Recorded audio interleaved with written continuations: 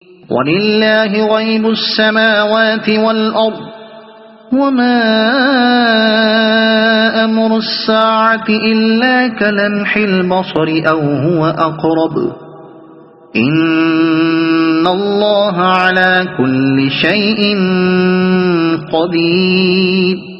اور زمین و آسمان کے پوشیدہ حقائق کا علم تو اللہ ہی کو ہے، اور قیامت کے برپا ہونے کا معاملہ کچھ دیر نہ لے گا مگر بس اتنی کہ جس میں آدمی کی پلک جھپک جائے، بلکہ اس سے بھی کچھ کم۔ حقیقت یہ ہے کہ اللہ سب کچھ کر سکتا ہے، علم تو اللہ ہی کو ہے۔ بعد کے فقرے سے معلوم ہوتا ہے کہ یہ دراصل جواب ہے کفار مکہ کے اس سوال کا جو وہ اکثر نبی صلی اللہ علیہ وسلم سے کیا کرتے تھے کہ اگر واقعی وہ قیامت آنے والی ہے جس کی تم ہمیں خبر دیتے ہو تو آخر وہ کس تاریخ کو آئے گی؟ یہاں ان کے سوال کو نقل کیے بغیر اس کا جواب دیا جا رہا ہے، بلکہ اس سے بھی کچھ کم، یعنی قیامت رفتہ رفتہ کسی طویل مدت میں واقع نہ ہوگی، نہ اس کی آمد سے پہلے تم دور سے اس کو آتے دیکھو گے کہ سنبھل سکو اور کچھ اس کے لیے تیاری کر سکو۔ وہ تو کسی روز اچانک چشم زدن میں بلکہ اس سے بھی کم مدت میں آ جائے گی، لہذا جس کو غور کرنا ہو سنجیدگی کے ساتھ غور کرے اور اپنے رویے کے متعلق جو فیصلہ بھی کرنا ہو جلدی کر لے۔ کسی کو اس بھروسے پر نہ رہنا چاہیے کہ ابھی تو قیامت دور ہے، جب آنے لگے گی تو اللہ سے معاملہ درست کر لیں گے۔ توحید کی تقریر کے درمیان یکایک قیامت کا یہ ذکر اس لیے کیا گیا ہے کہ لوگ توحید اور شرک کے درمیان کسی ایک عقیدے کے انتخاب کے سوال کو محض ایک نظری سوال نہ سمجھ بیٹھیں۔ انہیں یہ احساس رہنا چاہیے کہ ایک فیصلے کی گھڑی کسی نامعلوم وقت پر اچانک آ جانے والی ہے، اور اس وقت اسی انتخاب کے صحیح یا غلط ہونے پر آدمی کی کامیابی اور ناکامی کا مدار ہوگا۔ اس تنبیہ کے بعد پھر وہی سلسلہ تقریر شروع ہو جاتا ہے جو اوپر سے چلا آ رہا تھا۔ وَاللَّهُ أَخْرَجَكُم مِّن بُطُونِ أُمَّهَاتِكُمْ لَا تَعْلَمُونَ شَيْئًا وَجَعَلَ لَكُمُ السَّمْعَ وَالْأَبْصَارَ وَالْأَفْئِدَةَ لَعَلَّكُمْ تَشْكُرُونَ۔ اللہ نے تم کو تمہاری ماؤں کے پیٹوں سے نکالا اس حالت میں کہ تم کچھ نہ جانتے تھے۔ اس نے تمہیں کان دیے، آنکھیں دیں اور سوچنے والے دل دیے، اس لیے کہ تم شکر گزار بنو۔ سوچنے والے دل دیے یعنی وہ ذرائع جن سے تمہیں دنیا میں ہر طرح کی واقفیت حاصل ہوئی اور تم اس لائق ہوئے کہ دنیا کے کام چلا سکو۔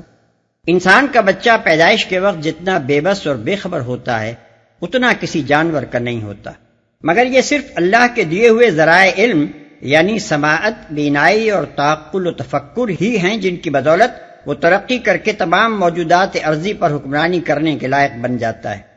تم شکر گزار بنو، یعنی اس خدا کے شکر گزار جس نے یہ بے بہا نعمتیں تم کو عطا کی۔ ان نعمتوں کی اس سے بڑھ کر ناشکری اور کیا ہو سکتی ہے کہ ان کانوں سے آدمی سب کچھ سنے مگر ایک خدا ہی کی بات نہ سنے، ان آنکھوں سے سب کچھ دیکھے مگر ایک خدا ہی کی آیات نہ دیکھے، اور اس دماغ سے سب کچھ سوچے مگر ایک یہی بات نہ سوچے کہ میرا وہ محسن کون ہے جس نے یہ انعامات مجھے دیے ہیں۔ أَلَمْ يَرَوْا إِلَى الطَّيْرِ مُسَخَّرَاتٍ فِي جَوِّ السَّمَاءِ مَا يُمْسِكُهُنَّ إِلَّا اللَّهُ إِنَّ فِي ذَلِكَ لَآيَاتٍ لِقَوْمٍ يُؤْمِنُونَ وَاللَّهُ جَعَلَ لَكُم مِّن بُيُوتِكُمْ سَكَنًا وَجَعَلَ لَكُم مِّن جُلُودِ الْأَنْعَامِ بُيُوتًا تَسْتَخِفُّونَهَا يَوْمَ ضَعْنِكُمْ وَيَوْمَ إِقَامَتِكُمْ وَمِنْ أَصْوَافِهَا وَأَوْبَارِهَا وَأَشْعَارِهَا أَثَاثًا وَمَتَاعًا إِلَى حِينٍ۔ کیا ان لوگوں نے کبھی پرندوں کو نہیں دیکھا کہ فضائے آسمانی میں کس طرح مسخر ہیں؟ اللہ کے سوا کس نے ان کو تھام رکھا ہے؟ اس میں بہت نشانیاں ہیں ان لوگوں کے لیے جو ایمان لاتے ہیں۔ اللہ نے تمہارے لیے تمہارے گھروں کو جائے سکون بنایا، اس نے جانوروں کی کھالوں سے تمہارے لیے ایسے مکان پیدا کیے جنہیں تم سفر اور قیام دونوں حالتوں میں ہلکا پاتے ہو۔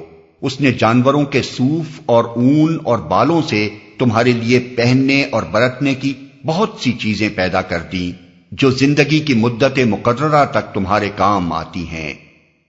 تمہارے لیے ایسے مکان پیدا کیے، یعنی چمڑے کے خیمے جن کا رواج عرب میں بہت ہے۔ دونوں حالتوں میں ہلکا پاتے ہو، یعنی آپ کوچ کرنا چاہتے ہو تو انہیں آسانی سے طے کر کے اٹھا لے جاتے ہو، اور جب قیام کرنا چاہتے ہو تو آسانی سے ان کو کھول کر ڈیرا جما لیتے ہو۔ واللہ جعل لکم مما خلق ظلالا وجعل لکم من الجبال اکنانا وجعل لكم سرابيل تقيكم الحر وسرابيل تقيكم بأسكم كذلك يتم نعمته عليكم لعلكم تسلمون۔ اس نے اپنی پیدا کی ہوئی بہت سی چیزوں سے تمہارے لیے سائے کا انتظام کیا، پہاڑوں میں تمہارے لیے پناہ گاہیں بنائیں اور تمہیں ایسی پوشاکیں بخشیں جو تمہیں گرمی سے بچاتی ہیں، اور کچھ دوسری پوشاکیں جو آپس کی جنگ میں تمہاری حفاظت کرتی ہیں۔ اس طرح وہ تم پر اپنی نعمتوں کی تکمیل کرتا ہے، شاید کہ تم فرما بردار بنو۔ تمہیں گرمی سے بچاتی ہیں۔ سردی سے بچانے کا ذکر یا تو اس لیے نہیں فرمایا گیا کہ گرمی میں کپڑوں کا استعمال انسانی تمدن کا تکمیلی درجہ ہے، اور درجہ کمال کا ذکر کر دینے کے بعد ابتدائی درجات کے ذکر کی حاجت نہیں رہتی، یا پھر اسے خاص طور پر اس لیے بیان کیا گیا ہے کہ جن ملکوں میں نہایت مہلک قسم کی باد سموم چلتی ہے وہاں سردی کے لباس سے بھی بڑھ کر گرمی کا لباس اہمیت رکھتا ہے۔ ایسے ممالک میں اگر آدمی سر، گردن، کان اور سارا جسم اچھی طرح ڈھانک کر نہ نکلے تو گرم ہوا اسے جھلس کر رکھ دے، بلکہ بعض اوقات تو آنکھوں کو چھوڑ کر پورا منہ تک لپیٹ لینا پڑتا ہے۔ تمہاری حفاظت کرتی ہیں، یعنی ذرائع بکتر نعمتوں کی تکمیل کرتا ہے۔ اتمام نعمت یا تکمیل نعمت سے مراد یہ ہے کہ اللہ تعالیٰ زندگی کے ہر پہلو میں انسان کی ضروریات کا پوری جزرسی کے ساتھ جائزہ لیتا ہے اور پھر ایک ایک ضرورت کو پورا کرنے کا انتظام فرماتا ہے۔ مثلا اسی معاملے کو لیجئے کہ خارجی اثرات سے انسان کے جسم کی حفاظت مطلوب تھی، اس کے لیے اللہ نے کس کس پہلو سے کتنا کتنا اور کیسا کچھ سر و سامان پیدا کیا، اس کی تفصیلات اگر کوئی لکھنے بیٹھے تو ایک پوری کتاب تیار ہو جائے۔ یہ گویا لباس اور مکان کے پہلو میں اللہ کی نعمت کا اتمام ہے۔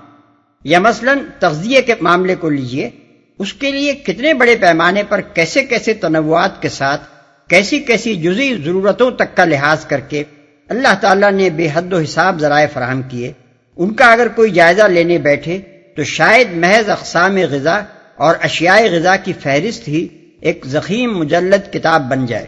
یہ گویا تغذیہ کے پہلو میں اللہ کی نعمت کا اتمام ہے۔ اسی طریقے سے اگر انسانی زندگی کے ایک ایک گوشے کا جائزہ لے کر دیکھا جائے تو معلوم ہوگا کہ ہر گوشے میں اللہ نے ہم پر اپنی نعمتوں کا اتمام کر رکھا ہے۔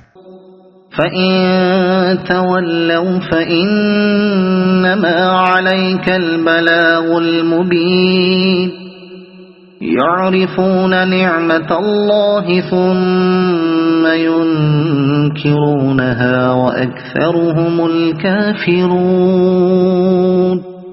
اب اگر یہ لوگ منہ موڑتے ہیں تو اے محمد تم پر صاف صاف پیغام حق پہنچا دینے کے سوا اور کوئی ذمہ داری نہیں ہے۔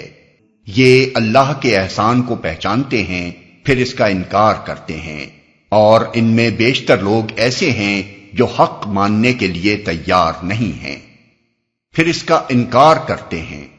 انکار سے مراد وہی طرز عمل ہے جس کا ہم پہلے ذکر کر چکے ہیں۔ کفار مکہ اس بات کے منکر نہ تھے کہ یہ سارے احسانات اللہ نے ان پر کیے ہیں، مگر ان کا عقیدہ یہ تھا کہ اللہ نے یہ احسانات ان کے بزرگوں اور دیوتاؤں کی مداخلت سے کیے ہیں، اور اسی بنا پر وہ ان احسانات کا شکریہ اللہ کے ساتھ بلکہ کچھ اللہ سے بھی بڑھ کر ان متوسط ہستیوں کو ادا کرتے تھے۔